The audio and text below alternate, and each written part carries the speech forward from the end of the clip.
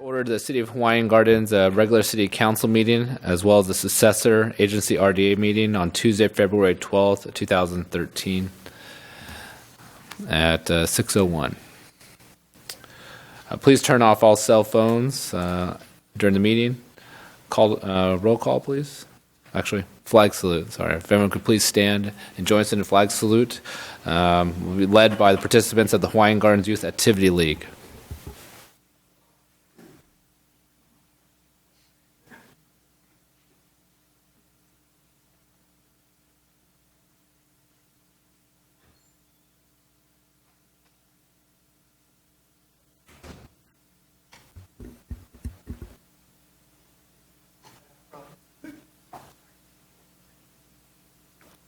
Place your right hand over your heart.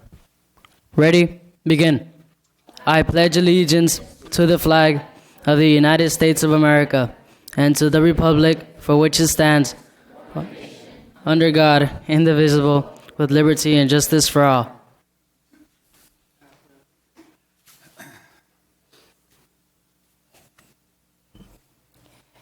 Father, what a blessing it is to see these young people here tonight to lead us in the flag salute and to tell us about the mentoring program. We are so blessed with the people that we have in this community, willing to give them their time and their talents to encourage young people and help them along their path of living to become adults. We thank you so much for that. We thank you for everybody that in this community that just cares about our kids, as we all do, and especially the council. Be with the council tonight as they discuss the business of the city. And just keep your watch care over us and your loving arms around us. We pray this in thy name. Amen. Amen.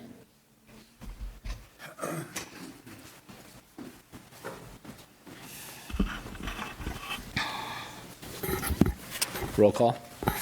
Councilmember Director Canada. Here. Councilmember Director Rodriguez. Here. Councilmember Director Bruce. Here. Mayor Pro Tem Vice Chair Member Gomez. Mayor, Chair Member Farfan. Here. You have a quorum. Thank you. Okay, tonight under presentations and proclamations, we have a presentation by the Youth Activity League regarding the Youth Mentor Program.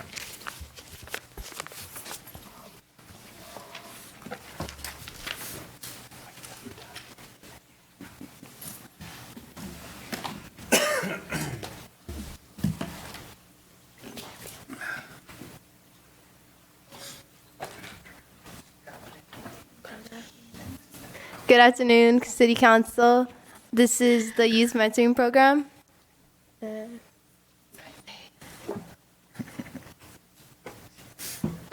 And this is our roll call. Our director is Ruben Vasquez, along with our advisor, Malcolm Harco. Our mentors are Carla Valencia, Sylvia Gooden, with Jesse Crosby, Mike Gomez, Silver Vasquez, Hank Trimble, and Tina Rosas. Our mentees are Alejandro Martinez, Juan Carlos Benitez, Stephanie Reese, Desiree Murillo, Daisy Cano, Ana Ramos, Carlos Leon, Jocelyn Martinez, Timothy Lee, Karen Gonzalez, George Machuca, and myself, Rebecca Lagos.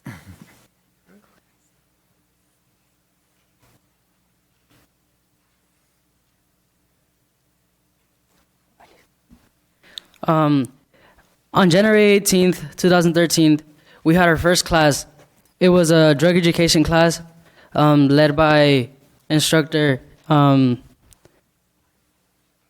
Jesse Crosby. And in that class, we learned about lots of drugs, and one of them was methamphetamine. And we went over other drugs in our street drug study guide.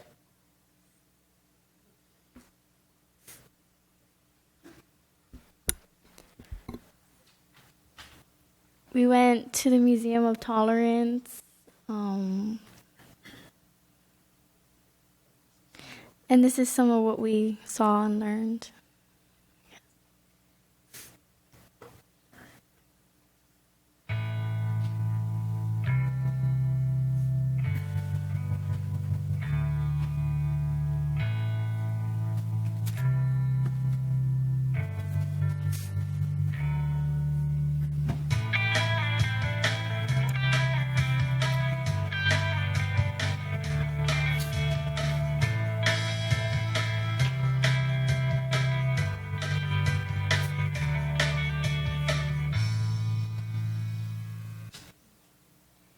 They taught us about tolerance and respecting others.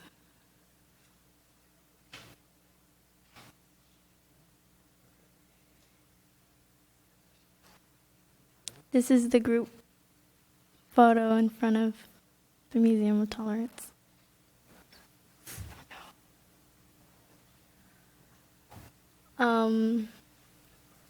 We had a presentation about sexually transmitted diseases. We learned about all kinds of different types of STDs, like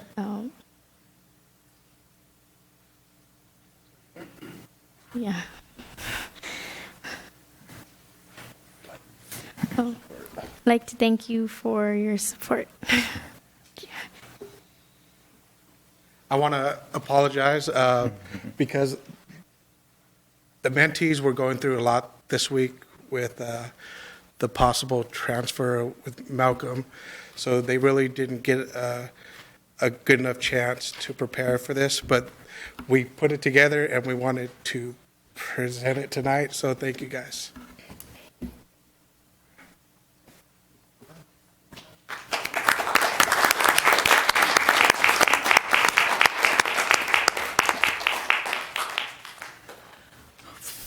Are there any comments from the council?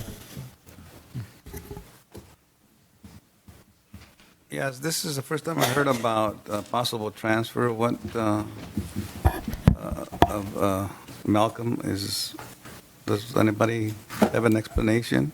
I can discuss it with you in private, Mr. Rodriguez. Oh, okay. Yeah, it's probably most appropriate if we do We would that. hate to lose him since he's doing such a wonderful job here with our kids, and you can see out in the audience all our kids, and so yeah, we will talk about it.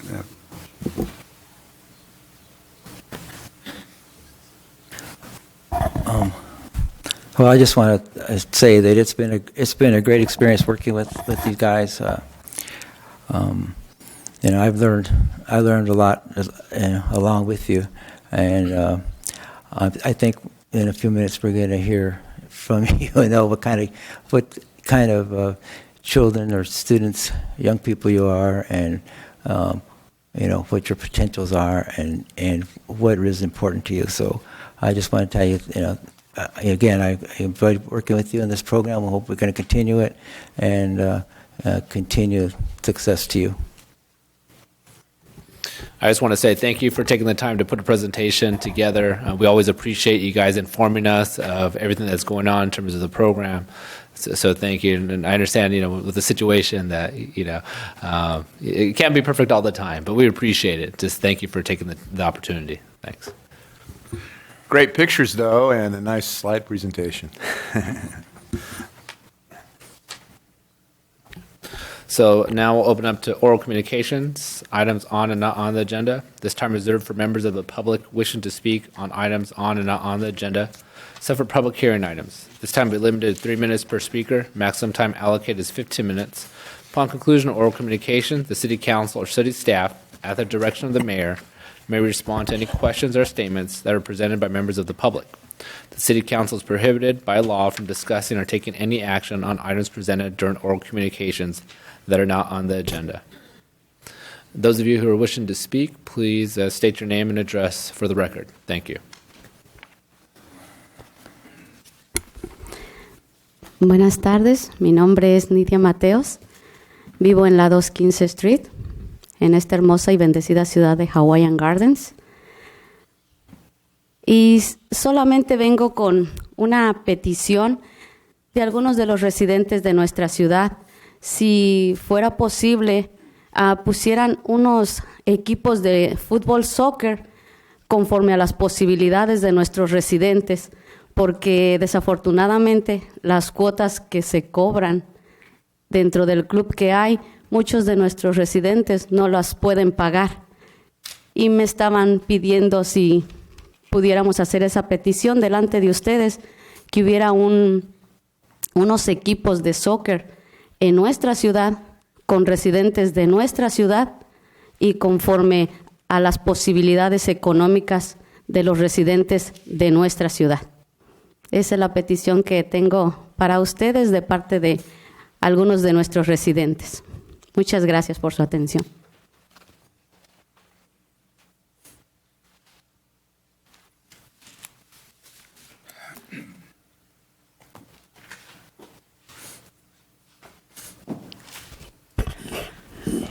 Good evening. Her name is Nydia Mateo. She lives on 215th Street in the beautiful and blessed city of Hawaiian Gardens. She comes with a request from some residents today about the possibility of having equipment for soccer. Currently, the rates that are requested to be paid of the residents, some of the residents can't pay that. So they're asking, and their request of some of those residents, especially the ones who cannot pay, is for their own soccer equipment, for city residents, for our residents, and for our city. And that is the request that she's bringing tonight before the council. Thank you for your attention. Thank you.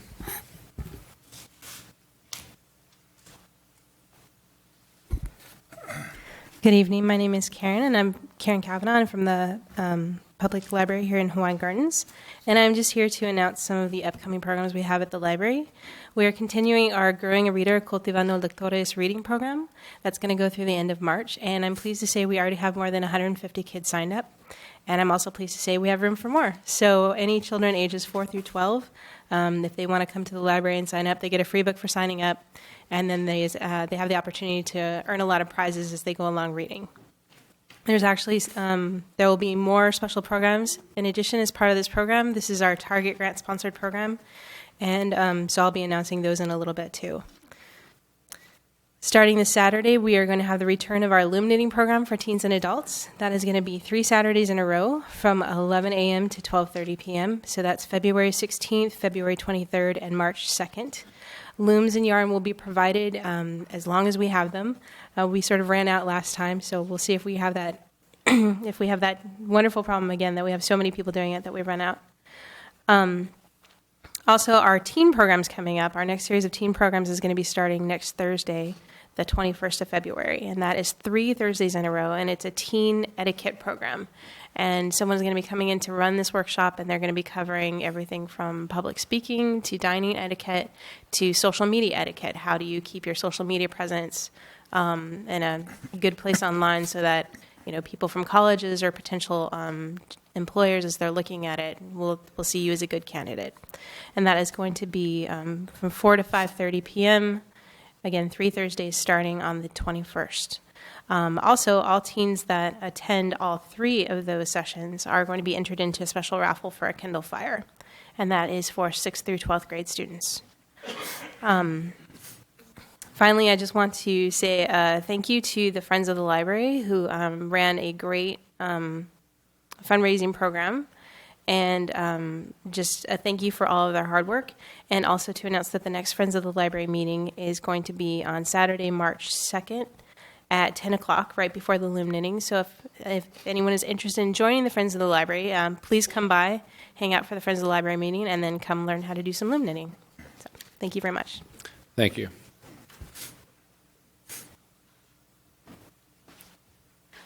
Perdón, ¿puedo decir algo? No pedí equipo para el soccer, sino unos equipos de soccer, un team de soccer. No equipos, balones o eso, no, sino un equipo de soccer para nuestros residentes. Muchas gracias, disculpe. Thank you.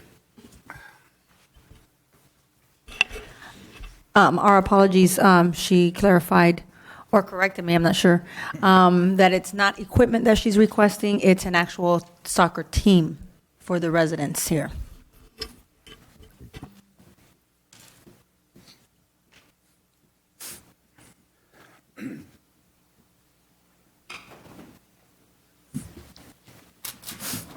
If you don't mind, a few of the students would like to come up and to let you guys know how they feel.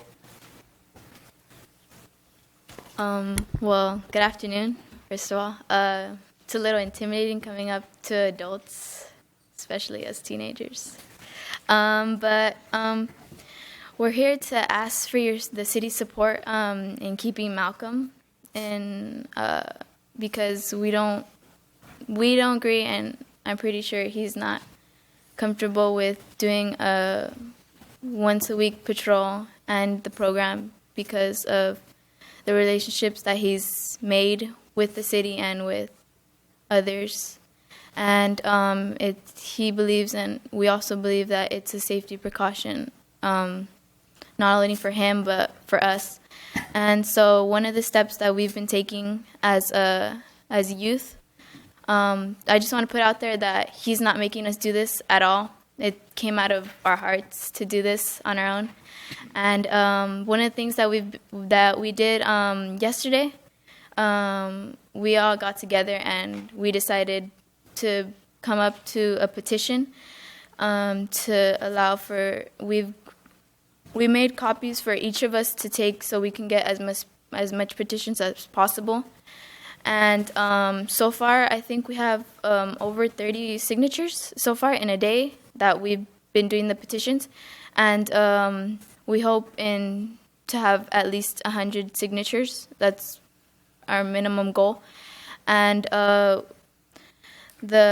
what we think that we want from you guys to support us is maybe if there's a meeting going on with the Lakewood Sheriff Station and the city council, we would like to be there to say our part and to represent the YL and the youth mentoring program as well, because most of us are involved in both programs, and we think that if we want to make a difference, then we have to show our part, not only what the adults think, no offense, but we have a voice, and that's what the program has taught us, that to not let anybody tell you what you want to be, and what you want to be, go for it. Doesn't matter who tells you not to do it, you can do it. And that's one of the reasons why we want to keep Malcolm, because he's like that. He helps us. He's not only the director of the program, but he's part of the family now of Hawaiian Gardens. I think I speak for everybody when I say that. And I would like to give them a chance, because I know we don't have enough time. So. Hi, my name is Carlos Leon. I live on 21719 Elaine Avenue. And I would like to state that Malcolm has been really generous to me. Like, he's been helping me out. He's been helping us all out with our homework and our lives, actually. He's been teaching us leadership classes, and like he's been helping me and probably the whole YL. Like he's been helping us come out there more and be more outgoing, and he's also been helping us with our grades. Before I came to the program, I was very lazy. I wasn't really outgoing. I was just like whatever's. And now I'm participating more in classes. I'm getting my grades up, and I actually think I have a way better future because of this program. Thank you.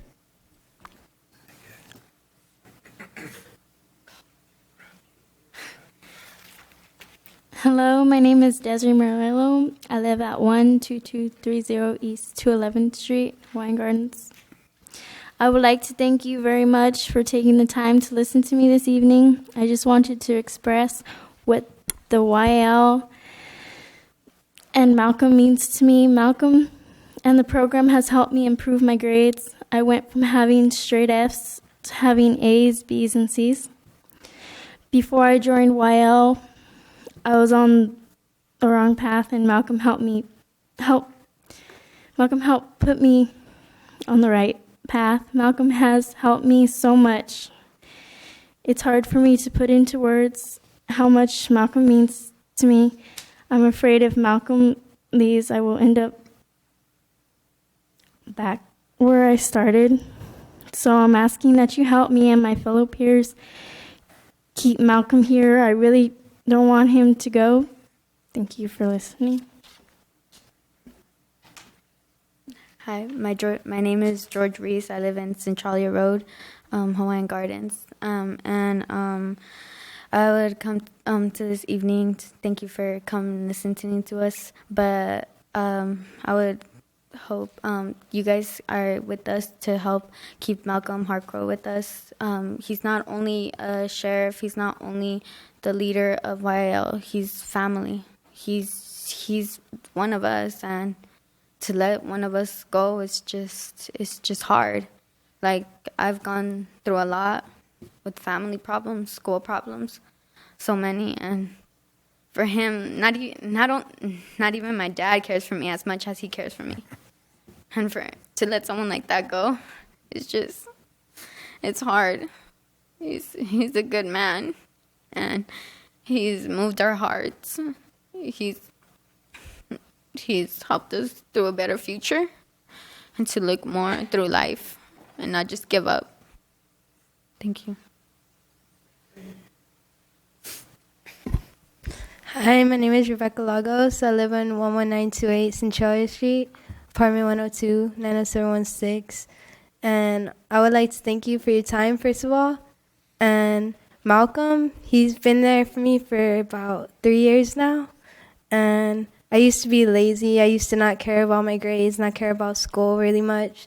And ever since I started the program here, he's helped me get my grades up. He's helped me stay on the right path. And for him to go, it's like, really, like, you can't really put it into words because he's helped a lot of us so much.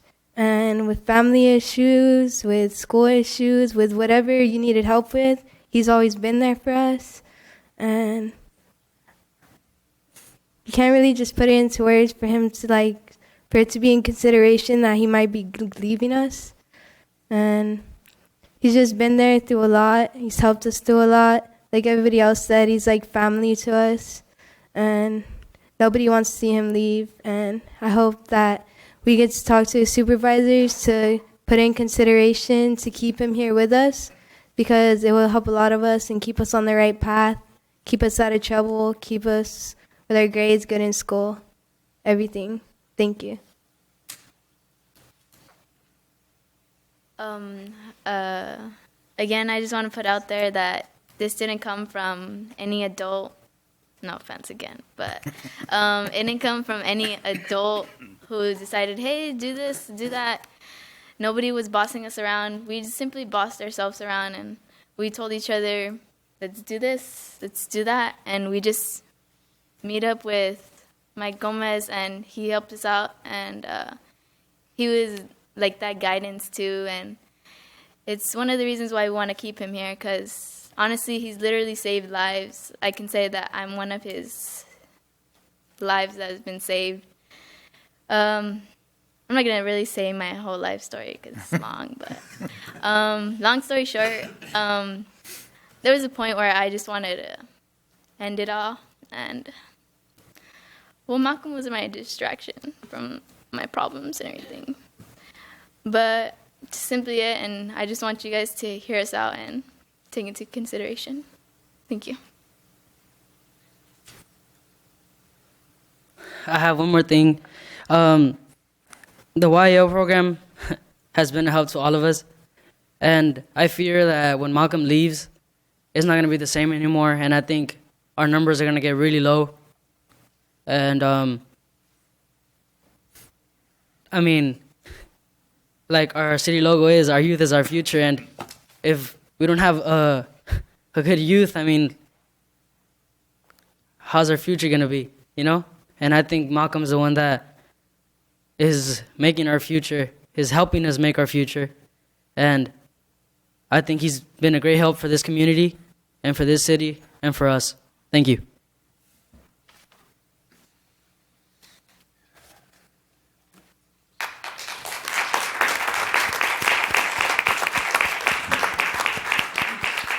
I'm not going to talk anymore, but just thank you and take into consideration what we all said, and hopefully you support us.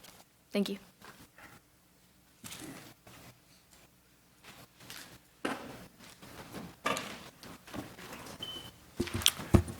Before you guys all leave, Yeah. We do council comments, and I definitely have a comment for you, so I would like for you to hear it. Yeah, it'd probably be a good idea. Yeah, we just Yeah. need to make sure if there's anyone else from the audience that wants to speak, we give them opportunity, and then from there we'll address the audience. So, is there anyone else from the general public that wishes to speak on any particular topics? No. Then I'll close oral communications, and I'll allow the council to address the public in regards to the 4 items we had tonight that were presented. So.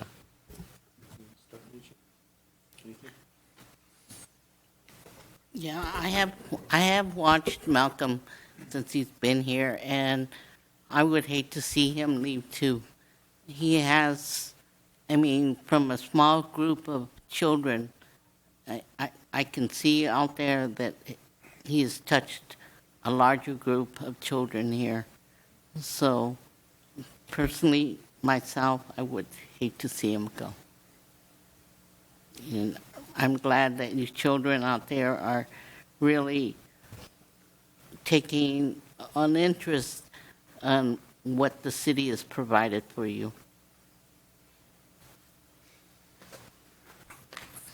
Yes, I'm in full support of keeping Malcolm here. I'm pretty sure that most of us here in the council are going to do the best we can do to keep him here.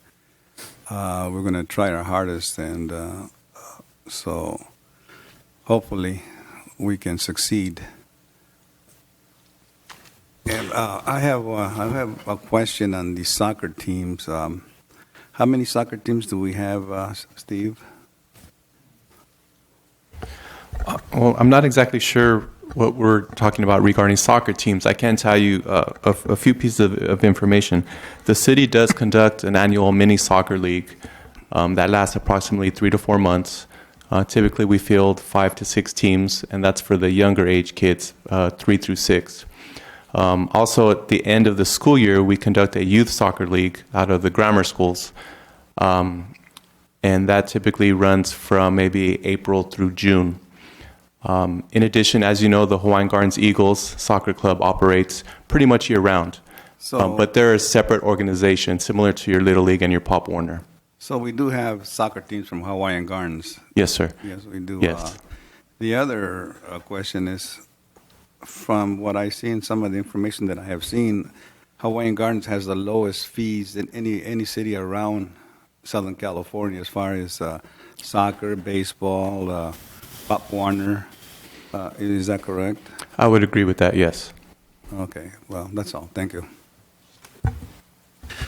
I think it's wonderful what you young people are doing. I think Malcolm would be very proud of you. I'm very proud of you. When I see young people stand up to say what they feel and what they think and step up to a dais like that and approach a city council, you're doing very, very good. You've been taught very well. Malcolm hasn't just been a blessing to young people, he's been a blessing to a lot of adults as well in our city. And he came to us as a sheriff deputy who was assigned for a specific purpose. He was a dedicated sheriff. And I was very upset when I found out that he was asked to patrol. I think for him to patrol would be a foolish move on the department and on the city's part, because it would affect the safety of you all, and it would also diminish his ability to lead the way he's been able to lead. You can't go out there and bang heads and then come and lead a bunch of youth at the same time. It just doesn't work. He's supposed to be a designated deputy. He's been performing beautifully as a designated deputy, and I am upset with the department for pulling this. I think it's wrong, and your petition is a good idea, but you need to have not just young people sign it, you need to have all of your parents should sign it. You should get any adults that support you to sign it. You should even ask your city council to sign it. I'll be happy to sign it. And that should go to Sheriff Baca, because he's the one that gave us that deputy. So anyway, I think that you guys are right to do that, and I think you need to fight for what you want. You need to do that, and I know for a fact the whole council here is in support as well. It's not anything the council has done to make this happen. It's not our desire at all. This is in the department. So keep it up, okay? And we're with you.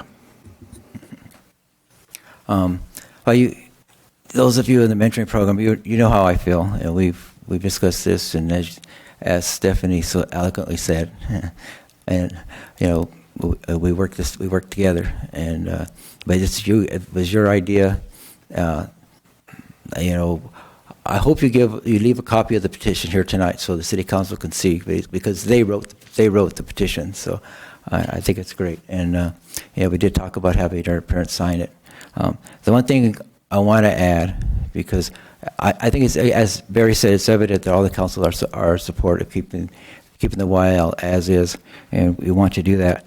But I want to send a message to Malcolm too, to tell him that I hope he hears the love in this room for him tonight, and I want to ask him to withdraw that transfer request and allow us to work with his supervisors and give us the opportunity to work this out, because that hanging over us, over you guys, I just feel uncomfortable about it.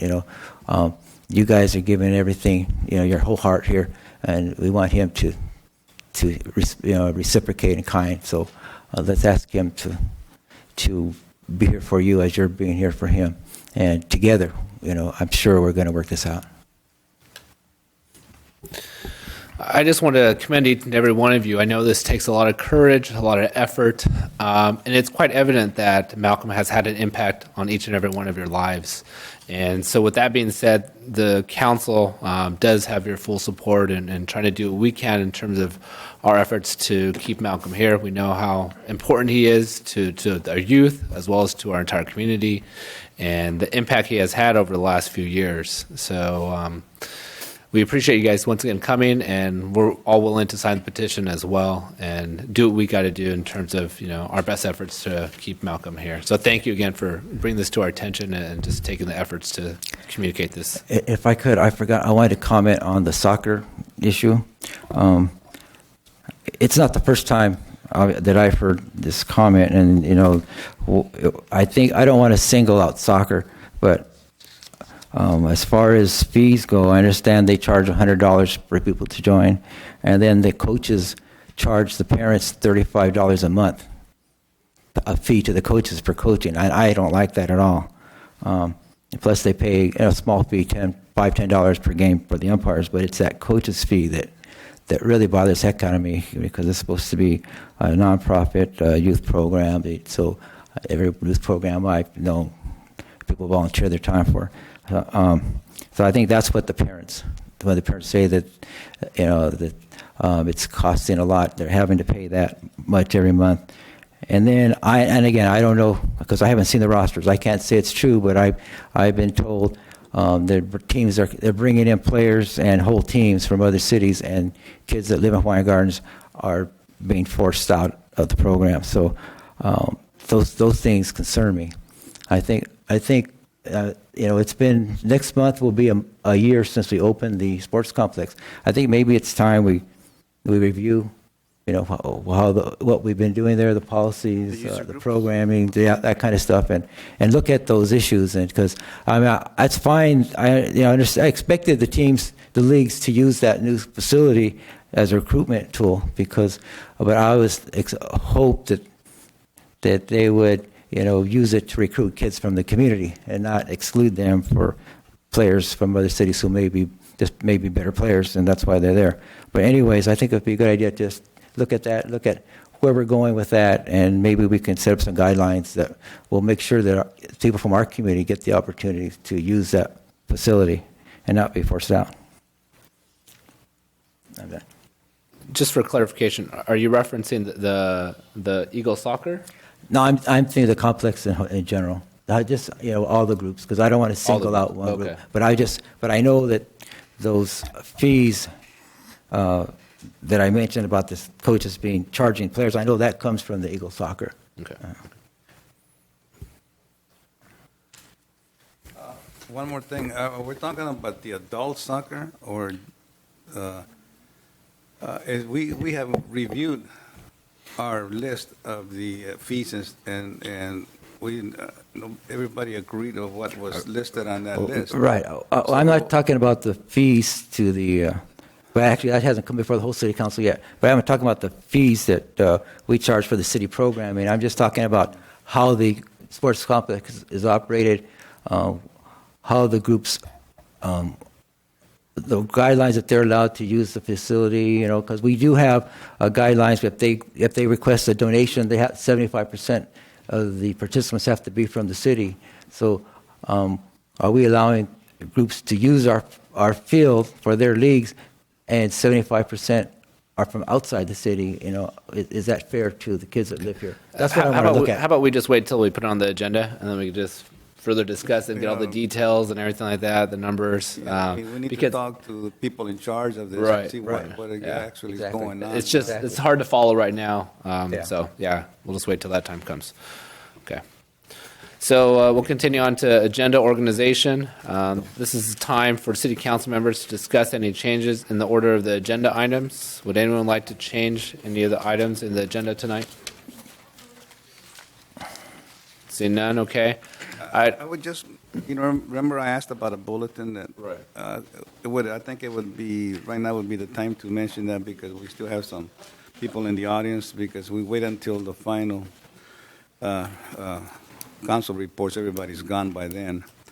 There was an incident that happened today. In fact, it happened to my mom, my parents. There was a couple, a young man and an older lady.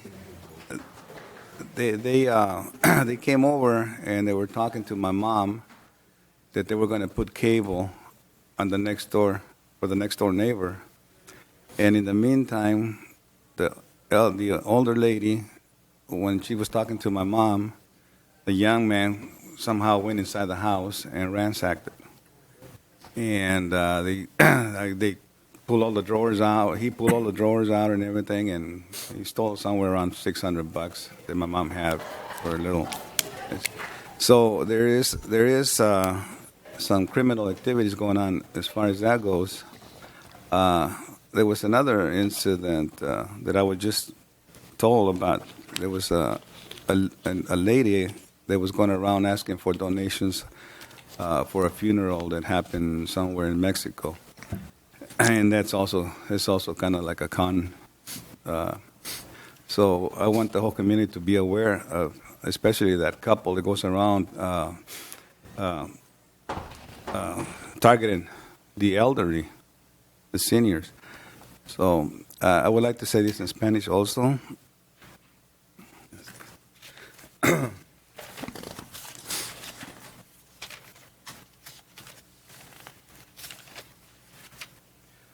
forgot my script.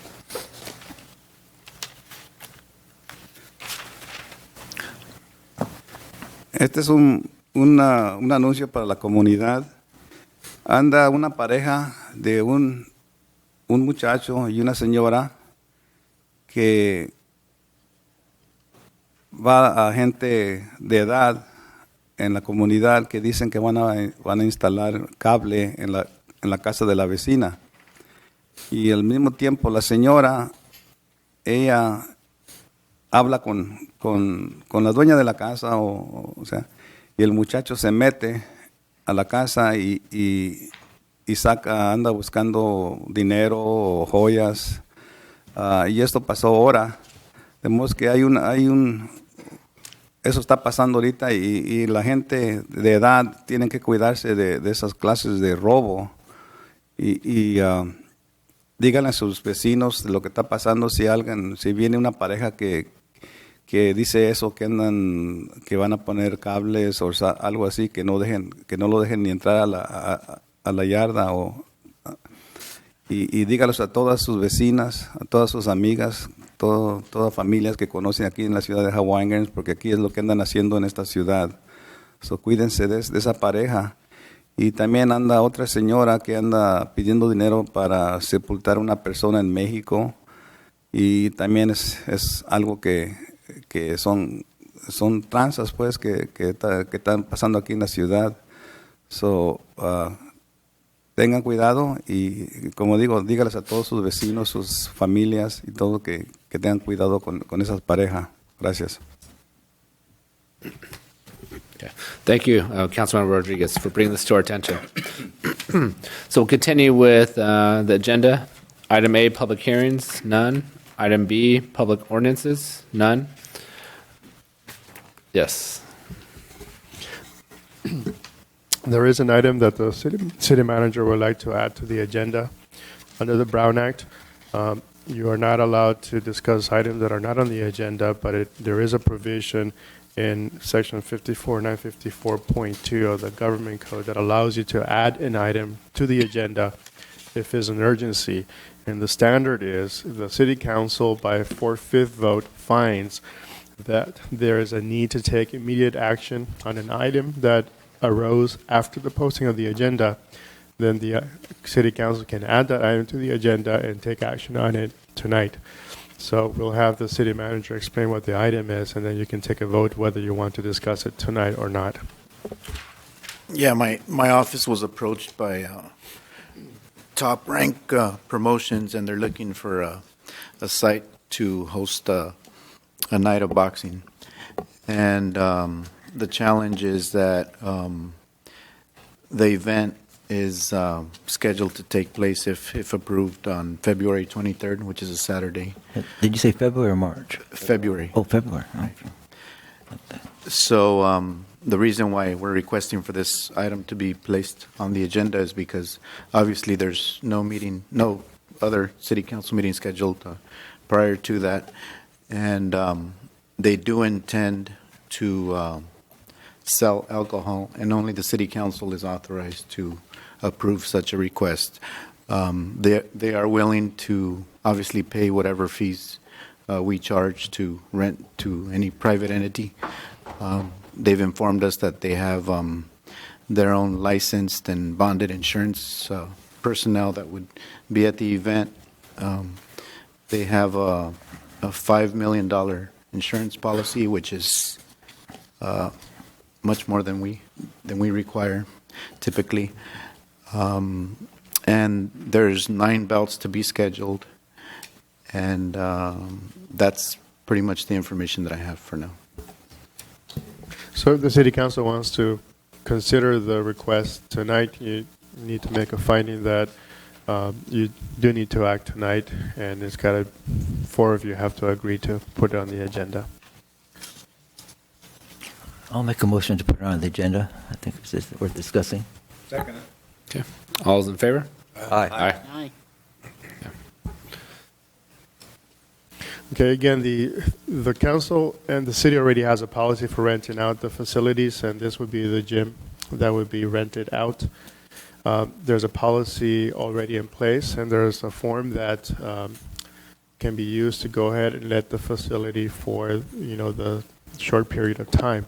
The issue here is that they do want to sell alcohol, and the policy is that you cannot sell alcohol in city facilities unless the city council authorizes it. So the issue before you is whether you would allow this rental with the sale of alcohol.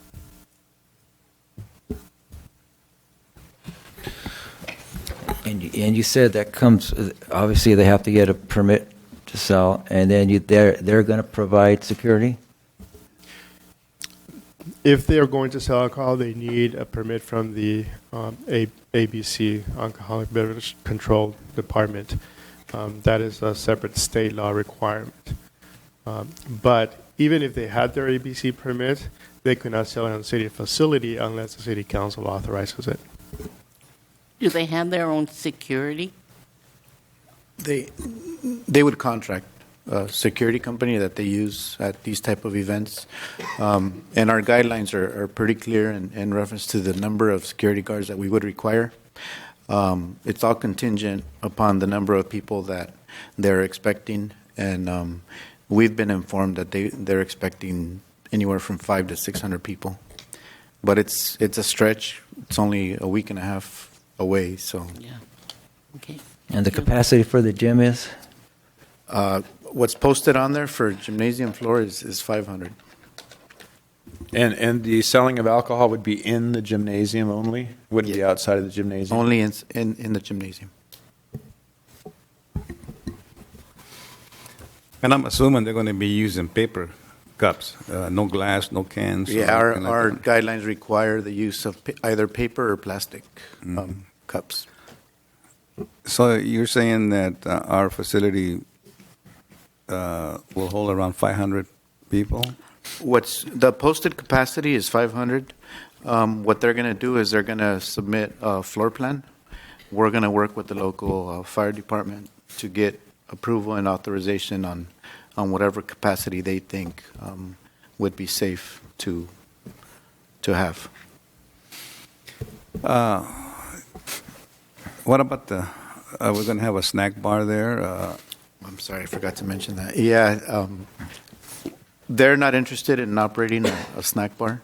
So I asked our boxing coach if the boxing club was interested in selling snacks out of the snack bar, and it appears that they are, if we're able to work out, the details. What is the time that they will start?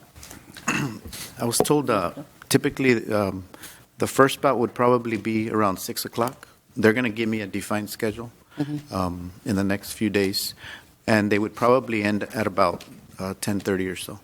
And it will be televised nationally, possibly internationally, live. So, Are we going to have Jimmy Lennon out there? Or not? I don't know. They're gonna- Does the selling of alcohol go all the way from the beginning to the end of the actual program? Or does it shut down before the end of the program? That's a great question, Barry, and I did not ask that question. Yeah, we didn't know that.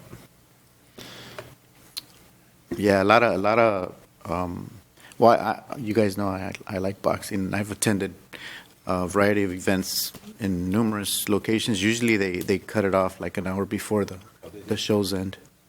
But I didn't, ask the question for this particular. And it's usually pretty highly priced, right? Yeah. Yeah, which cuts down on consumption. Yeah, that's the reason when we went to see the Morris fight, we only drank one beer. At $8 a little cup, it's a little bit too much. So that kind of keeps everything down also. And it will just be beer, right? Yes, Yeah. just beer. And then in regards to parking, are we going to be opening up some of the streets and for parking? Because obviously that amount of individuals. Yeah, typically gotta do something. when we have larger scale events, we'll contact the sheriff's department, and we normally inform them that we're going to have a big event, not to cite vehicles. Typically, as long as they're not parked in the red curbs. We will open Civic Center Drive for parking? Very likely.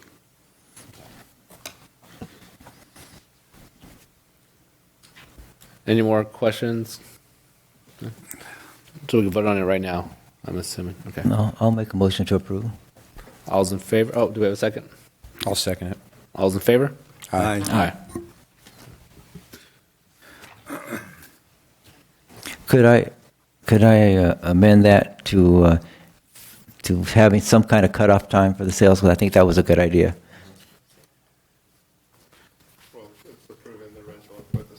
An hour prior to maybe 9:30. Yeah.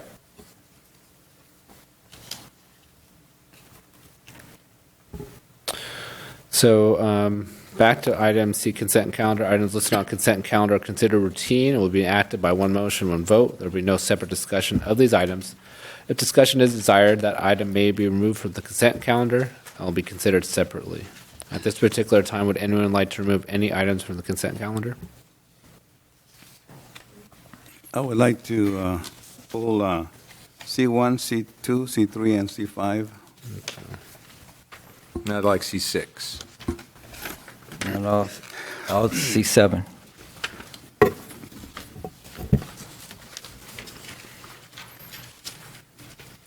Okay, then do we have a motion to approve the remainder of the consent calendar? I make a motion to approve the rest of the consent calendar. Second. All's in favor? Aye. Aye. Okay, item C1, adopt resolution number 008-2013 to accept the construction of a new Veterans Memorial Plaza located at Civic Center and new Public Safety Center Services Memorial Plaza located at the Public Library awarded to South Bay Landscaping, Inc. in the amount of $495,336 as completed, and to authorize the city clerk to file the notice of completion. Staff report. Yes, Honorable Mayor and members of the City Council, as you know, the construction of the Veterans Memorial Plaza and the Public Safety Memorial is now complete. That was built by South Bay Landscaping, Inc. Total construction cost of this project was about $501,000 with two small change orders. Staff recommends that you authorize City Clerk to record a notice of completion for this project.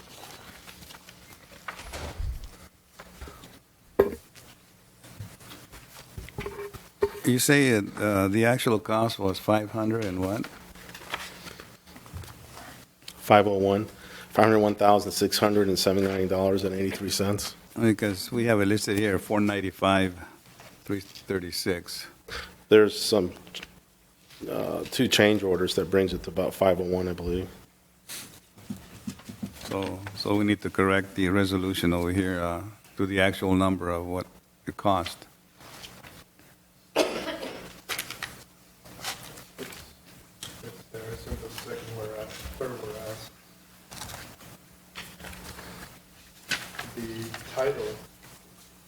The title refers to the contract amount that the council let,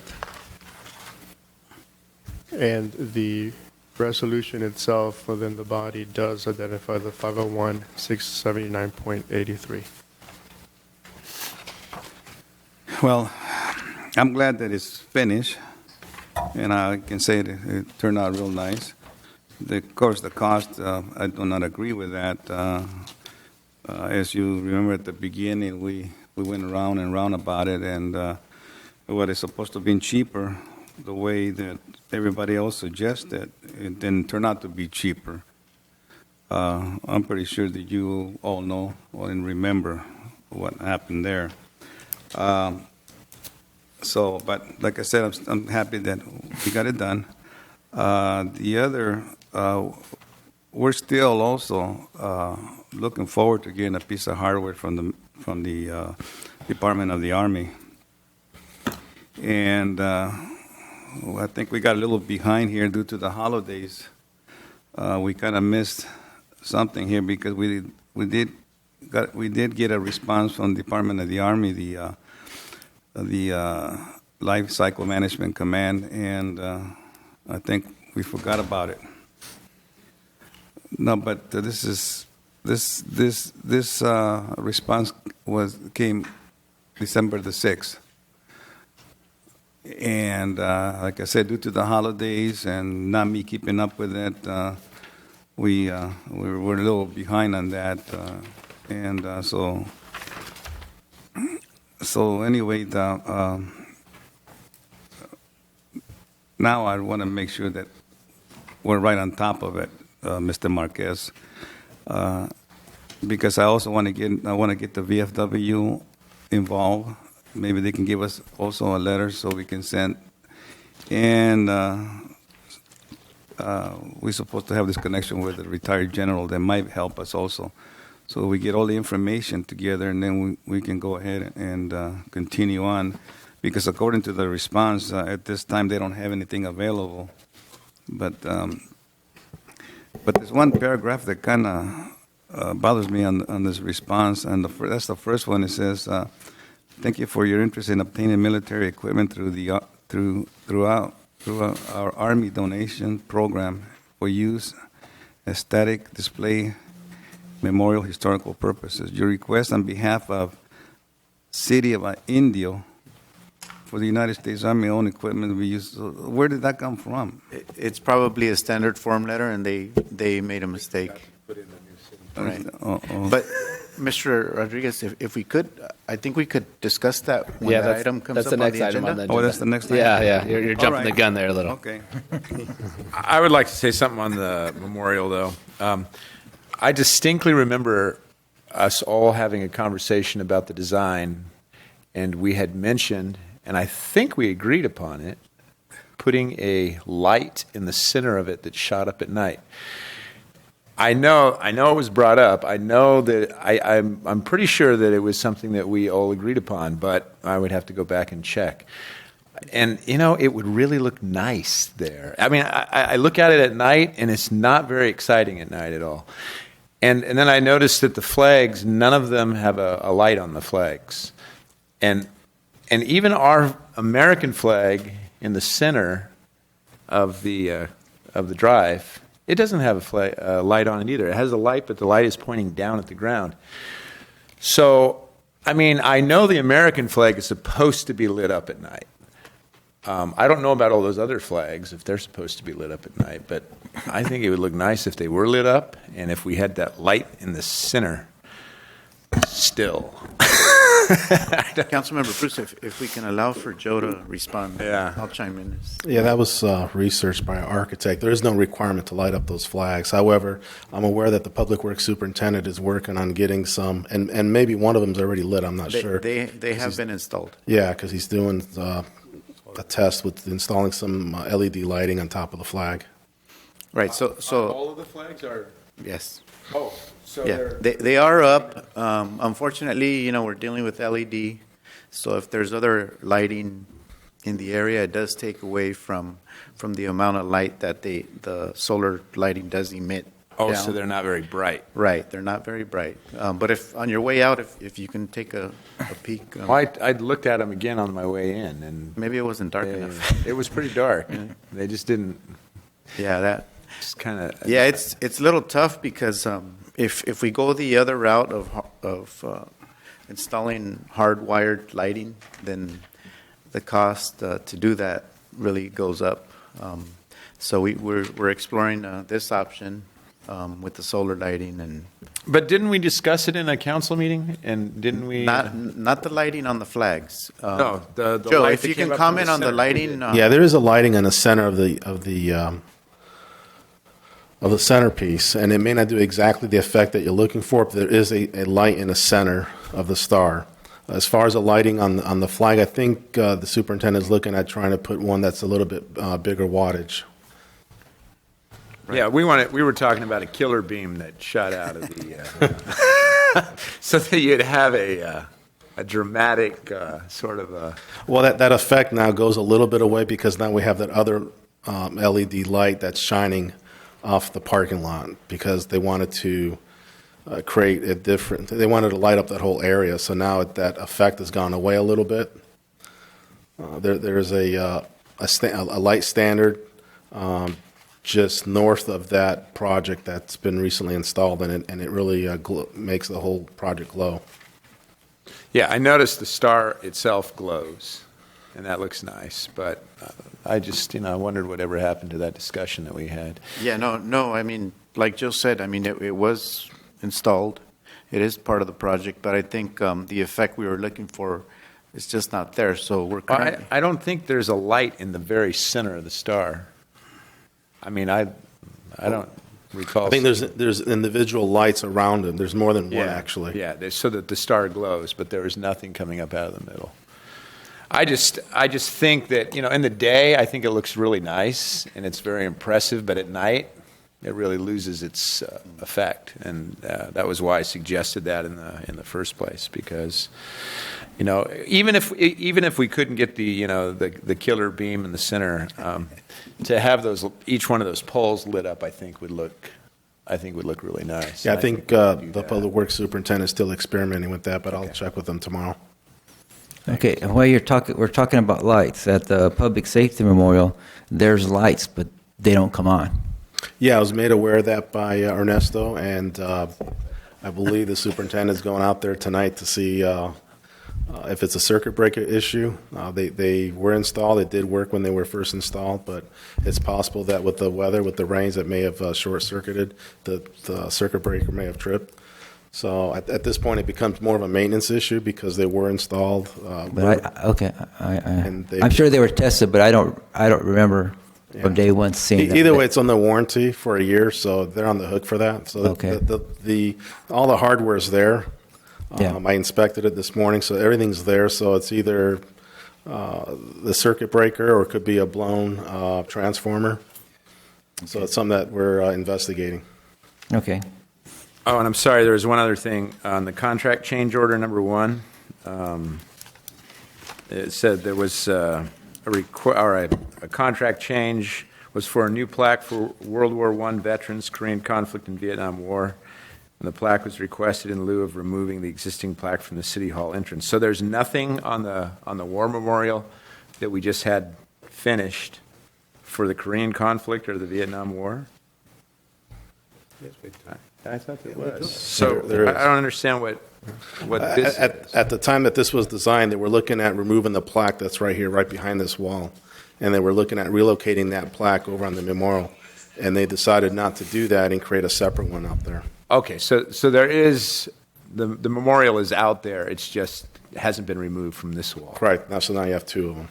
I see, okay. Okay, and then I need to respond to the cost issue that was brought up.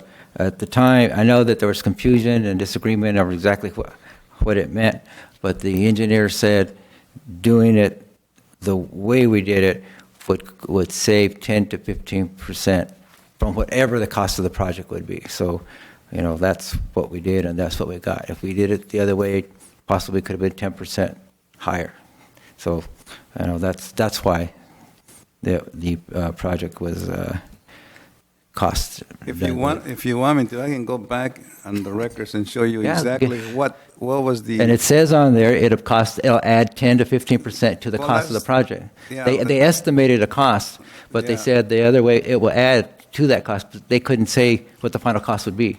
That's what. Well, there was a what do you call it?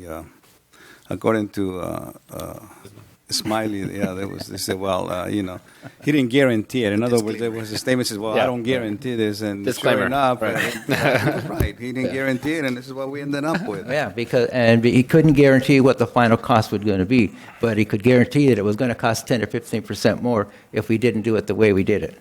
But it ended up almost double of what it should have been. And it could have been 10 or 50% more. It did not end up double. I totally disagree, but I'm not going to get involved in this discussion. The project looks nice. That's right. Okay. The project It's looks done. nice. It's done. done. And we're all happy here, right? I'm happy that it's That's done. right. But still, Okay, so now that we're all happy that it's done and we appreciate it, do we can I get someone to approve it? Get a motion. Make a motion to approve it. Second it. All's in favor? Aye. Aye. Item C2, adopt resolution number 009-2013 to approve pre-issued warrants, regular warrants in the amount of $543,683.17.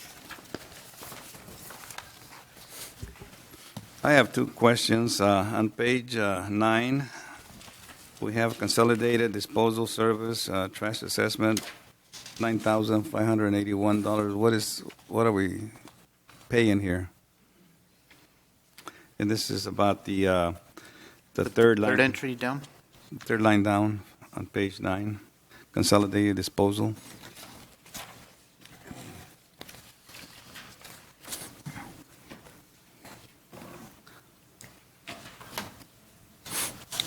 Are you saying page 9 on the top right, page 20? Yeah, that's bigger correct. line, Steve. Yes, that's correct. And it's the third entry.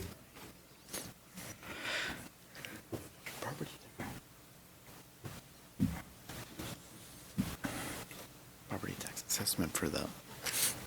Okay, I believe I have an answer for you on this one. This is every year Consolidated tries to collect their trash fees from their customers in Hawaiian Gardens.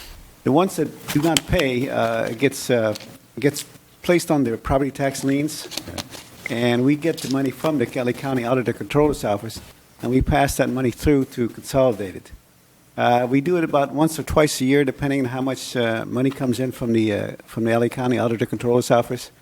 So this is their semi-annual payment that belongs to Consolidated for trash service that they have provided and have now received payment from the residents. we do follow this up on a regular basis to make sure that we do get the money, and we meet with them and we settle on a fair distribution. We keep part of the money for administrative reimbursement for the city's efforts, and the rest goes to Consolidated. So we received the money from these liens that the Yeah, that's Consolidated correct. puts in, and then we just turn it over to Consolidated. Is that what it is? That's correct, because the services they provided, and they expect to be reimbursed by the either the resident, or if they don't pay, it'll be the property owner itself. And that's where the property tax liens come into effect, because that's where the enforcement comes in. Sometimes it may take a year or two before we get the full collection, but we do get a separate designation from the LA Auditor Controller's Office telling us what part belongs to the trash assessments. On page 10, around the 8th line from the top, we have Ralph Castaneda, housing element update. Which one? $11,545. Ralph See, Castaneda. 8th line down. Yeah, that's a consultant that you authorized a contract for the housing element update of the general plan. Is this a yearly? No. This is a one-time thing, and hopefully we won't have to do this for quite some time once we go through this cycle for another 5 or 8 years. The total contract price, I believe, was about $25,000, and we will be having some community meetings and some workshops with the Planning Commission and City Council, so you can review the housing element that's being proposed. All right, thank you.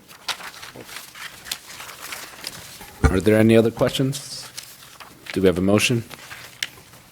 I move to approve. Do we have a second? Second. All's in favor? Aye. Is it roll Oops, call? roll call. Councilmember Canada? Yes. Councilmember Rodriguez? Yes. Councilmember Bruce? Yes. Mayor Pro Tem Gomez? Yes. Mayor Farfan? Yes. Motion carries. Okay.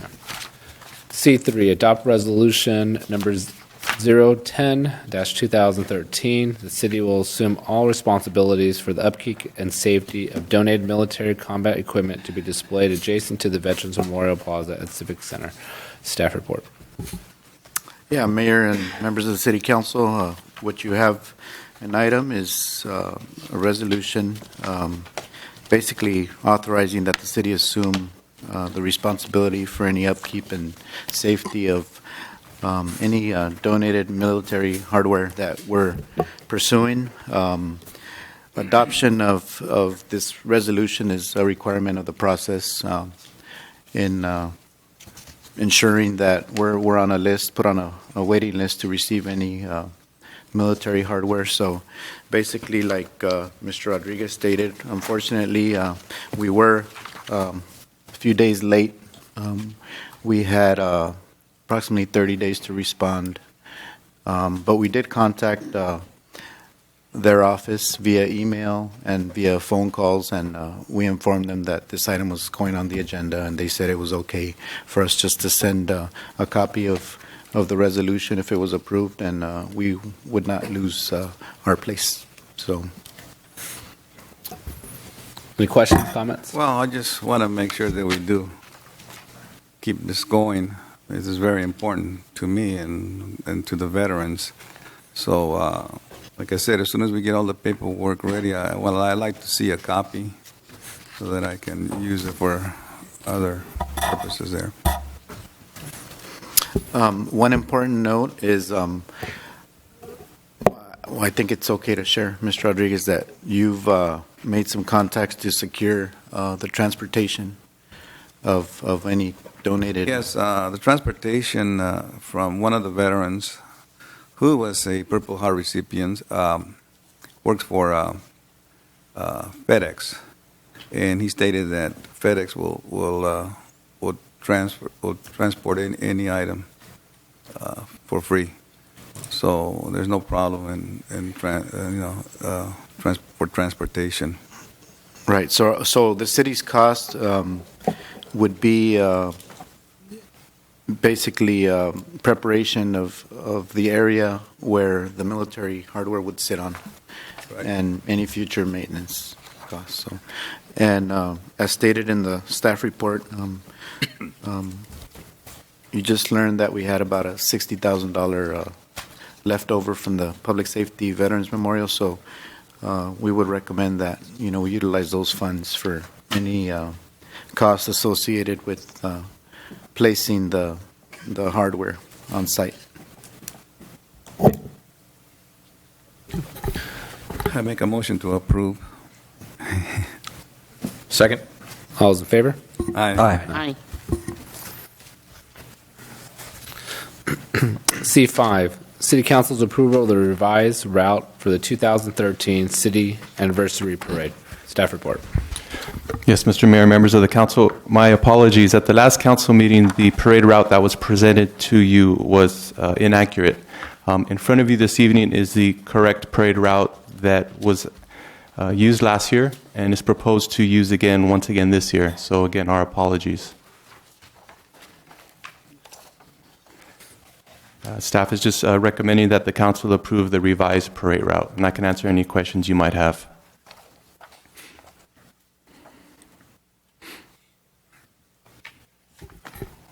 Any questions? Nope. See none, I'll entertain a motion. Move to approve. I second it. All those in favor? Aye. Item C6, update of the tobacco business licensing program. Staff report. Honorable Mayor and council members, the staff report before you is dated February 5th. I have additional information that we've just gathered on the finances of this particular fee. We have collected an additional $3,690, so for a total of about a little under $4,700 in this particular licensing fee, which relates to a two-thirds compliance of the possible tobacco retailers in the city of Hawaiian Gardens. My report basically states that depending on how much effort the city puts into the code enforcement aspect or monitoring of the sale of tobacco, this could be a significant cost in the future, depending on how we handle it. I recommend, after reading the particular ordinance the city adopted, it did specify that we should keep a separate fund account for this particular fee. However, since the amount is relatively small, we can basically keep track of this in a separate line item in the general fund revenue accounts. So I recommend that we continue doing this particular type of accounting and report back on a regular basis on how much we collect and how many retailers are in compliance and who is not in compliance. So people are filing for their license at this point in time. So we're a couple days behind, but we expect pretty much total compliance. Any questions? I'll be glad to try and answer it. Any questions, comments? So you say when there's only two-thirds compliance? About 19 out of the 28 possible retailers. And there's a possibility that one or two of those retailers may decide not to go forward in terms of selling tobacco, depending on the impact on their business activities. But their compliance is mandatory if they're going to sell That's correct. tobacco, It requires a little bit of enforcement on the city's part. That's where the time and effort and cost is going to probably be incurred. Right now, we've spent some time surveying the retailers, and this is what we have. So, so for us to do, for us to force or enforce, I should say, compliance. It requires some legal action. That's correct. But we're going to take that, right? Because we already have the ordinance. Depending on the city's desire to carry forward, yes, I imagine that's the reason why you adopted the ordinance. Yeah. We would go forward. Okay. And there should be no problem with doing that, right? No, and the action is not simply legal. It can be legal, but also this is subject to the administrative citation program as well. So it can just be our code enforcement officers issuing citations. You give a warning, if they don't comply, then you can issue citations. So the fee was based on the cost of the personnel to issue the licenses or the permits. We never account for enforcement because those come with their own penalties, and we're not supposed to have impose penalties to raise money because you have due process constitutional issues with that. So the initial fee that was adopted is based on the time that it takes staff to issue the permits and make sure that all the businesses that do sell tobacco have the permits that are required. But doesn't it make sense that if you have to enforce it and spend city money on the employee to enforce it, that money that is brought in from a fine because of that, and all the extra time and all the extra effort and all the extra paperwork should go into the fund to enforce the program in the future, shouldn't it? My understanding is that code enforcement personnel, they get paid whether, they get paid no matter how many citations. I mean, they're staff. I see. Okay. If I may, I don't believe that's where a lot of the cost will come in. I believe a lot of the cost will come in the monitoring of these particular retailers to make sure that they are in compliance. If that's going to require either the city's efforts on the code enforcement part, or however we want to address it with the sheriff's department. If they're in compliance, there's no fee that we can charge. I mean, it's just you have to stay after and make sure that we are ensuring compliance. That's where I believe the biggest cost will be incurred. So then that's really your job then, Ernesto, right? To make sure that our code enforcement is on top of the tobacco. That is correct. Thing. Okay. And I guess you're talking about the cost of a sting, going in there and try a juvenile trying to buy cigarettes and then see if they sell them or not. Yeah, and I don't believe we have just figured out exactly how to handle that aspects of whether the city will do it or if we'll contract it out with other law enforcement agencies or however manner we chose to do so.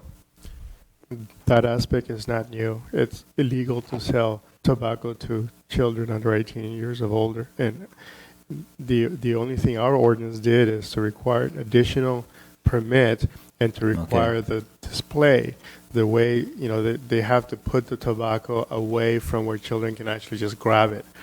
But in terms of selling tobacco to minors, that's state law, and that's the sheriff, that's the DA that handles that. Our city would not be handling violations of the penal code and the regulations that pertain to the sale of tobacco to minors. That's state law. Okay. Is it a state law like spitting on the sidewalk? I mean, in other words, is it not really very much enforced? Actually, I am aware of, I'm not sure about the sheriff, but many police departments do have decoys, officers who look like they're 18, or they actually hire children to try and make these purchases. So, there are programs, but there are also thousands of laws out there. So, you have to identify where you're going to spend your resources. Yeah. Okay. Are there any further questions or comments? If not, I'll entertain a motion. I'll move to receive and file. Second. All those in favor? Aye. Okay. C7, a request from the property owner located at 12330 to 21st Street for a requeue at the waiting list for the Community Development Block Grant Housing Rehabilitation Program for the purpose of obtaining immediate assistance. Staff report. Yes, Honorable Mayor and members of the City Council. Back in October of 2010, the property owner at 12330 21st Street had applied for a grant application through the CDBG Housing Rehabilitation Program. Since then, one of the property owners had deceased, and as when their time came up for eligibility, what we had found out was that the name of the property owner on title was in the name of Francisco Valtieta rather than husband and wife or or anything that would cover the other spouse. And because of that, we were not able to assist her. So she was given additional time to get her name on title through probate. And I believe that has happened now. However, what's happened, though, is she had been put at the bottom of the list so that we could assist other people in the queuing of the waiting list. So what we're asking to do is basically requeue that waiting list and put the applicant back into its original spot so that we could immediately assist her, as she does have a substantial number of code items that need to be addressed. Any questions or comments from the council? Yeah, I asked to put, is there funding available now, or will this, because you have this $50,000 loan, is that available now, or is that going to have to wait till the next budget cycle, or? Well, originally, what's being funded right now is about 4 people are being funded right now, 2 at a $20,000 grant and 2 $5,000 grants. So she probably won't be assisted in this cycle unless something happens with the other 4 applications. However, we do have a lot of work ahead of us. We do need to recreate plans for what she wants to do. The original drawings that they had initially was to develop a brand new, I think it was detached, if I'm not mistaken, dwelling unit, which would have not been covered through CDBG anyhow.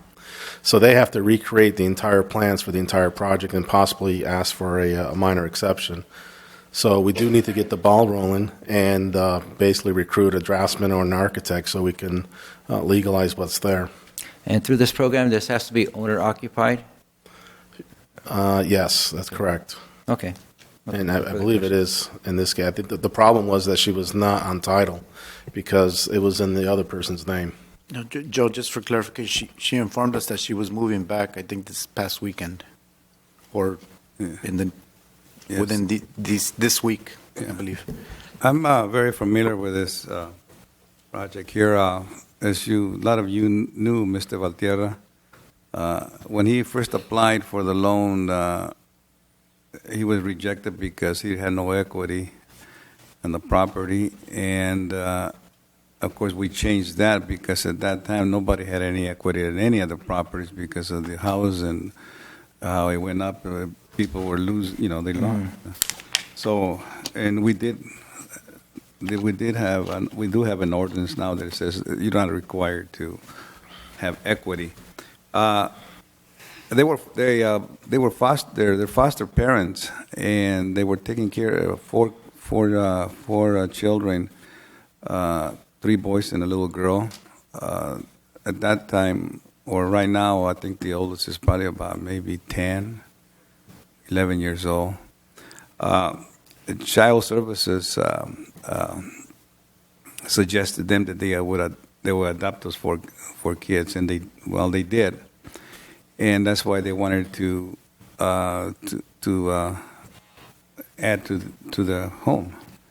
And when they couldn't add to it because all that, then they moved to another house that had more bedrooms for the children. And of course, Mr. Valtierra passed away last year around Christmas time or a little bit after, and then found out that she was not on the title. And so this created what we have now, and she reapplied for that loan so she can have some room additions for the kids. And this is where we're at now. Are there any further questions? If not, I'll entertain a motion. Make a motion to approve. Do we have a second? Second. All's in favor? Aye. Aye. Aye. Microphone was on. Item D, discussion items. Item E, new business.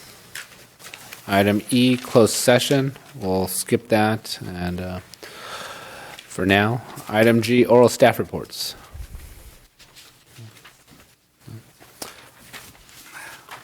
Sue, do you have any staff reports? We have none. No? Okay.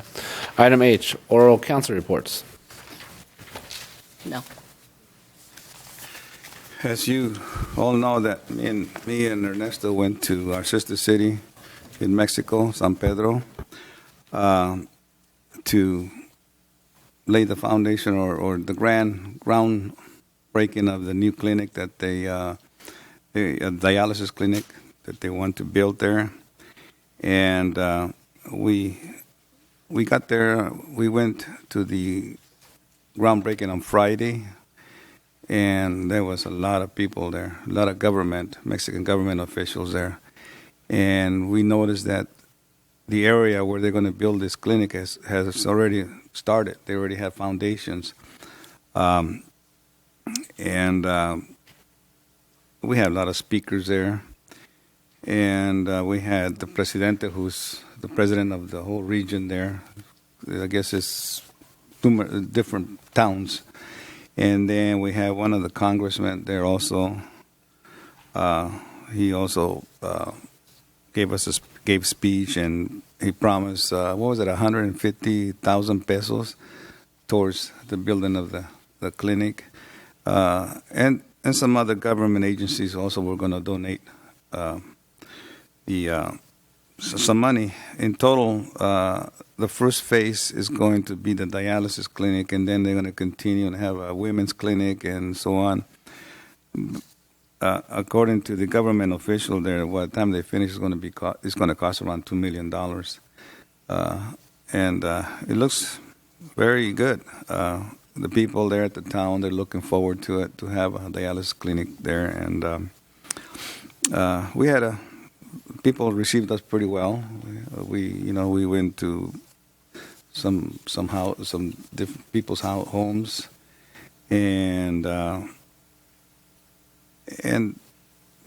politics is politics. No matter wherever you go, you can sit there and whenever you talk about politics and religion, nobody ever wins.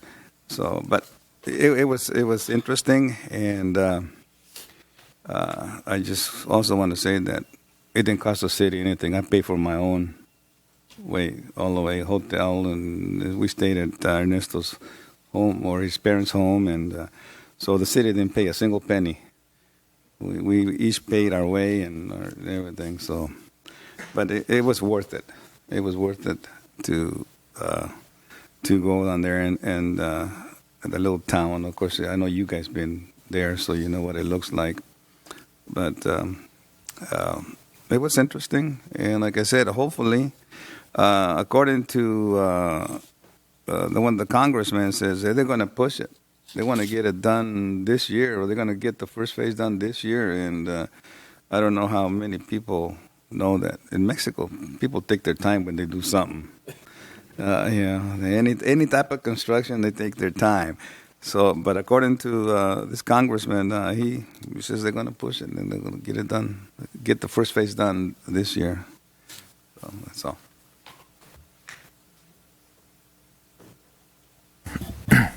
I just want to report on the activities of Activate Hawaiian Gardens. They started the parent classes a week ago today at the 4 schools: Hawaiian, Ferguson, Aloha, Melbourne, and we had enrolled.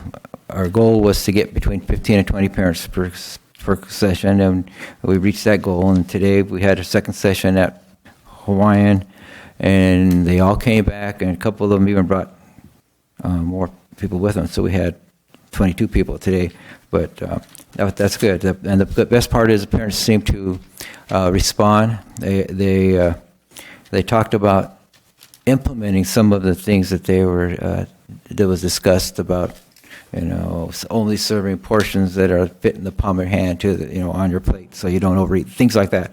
And one lady commented that her family balked a little bit, but she told them, well, we're going to do this during the week, and on Saturday and Sunday you can eat whatever you want. So that's a good start.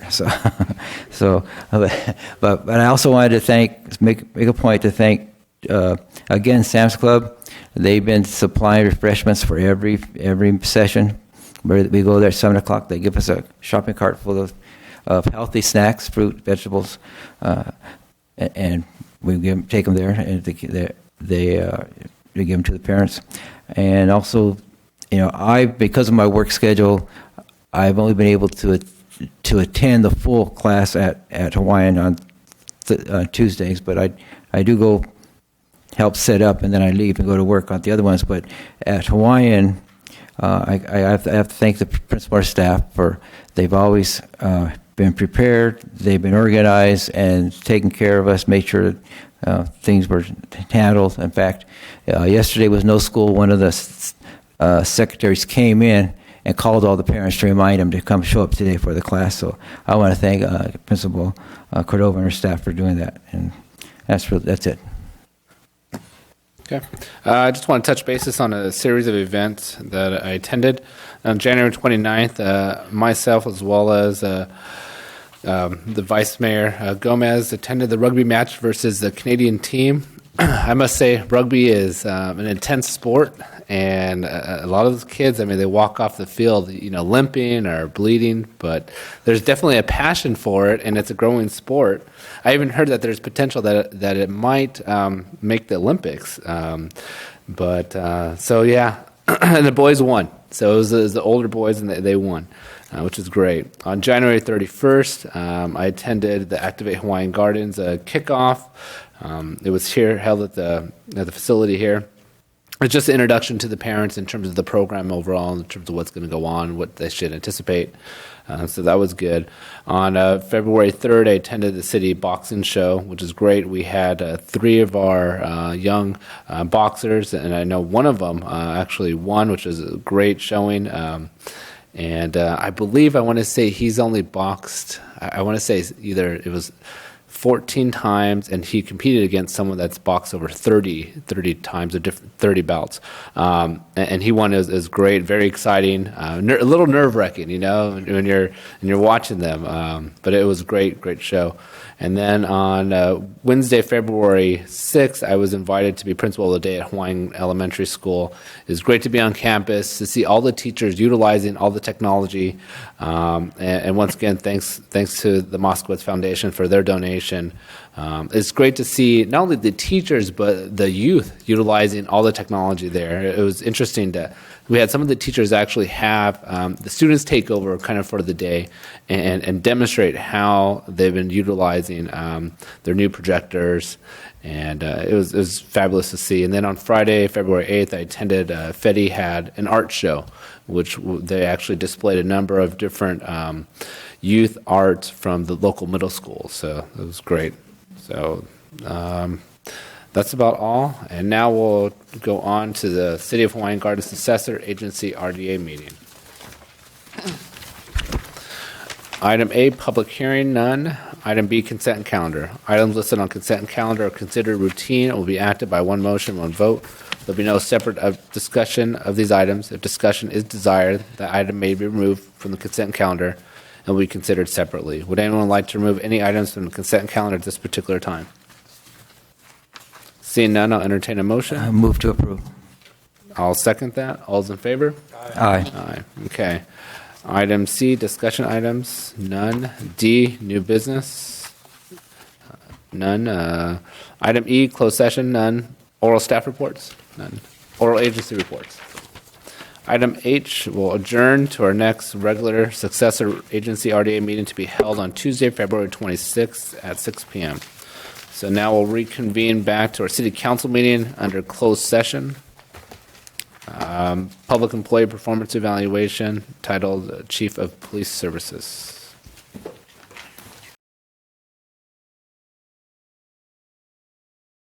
This time we'll reconvene from closed session. There's no reportable action, so we'll adjourn to our next regular city council meeting to be held on Tuesday, February 26, 2013 at 6 p.m.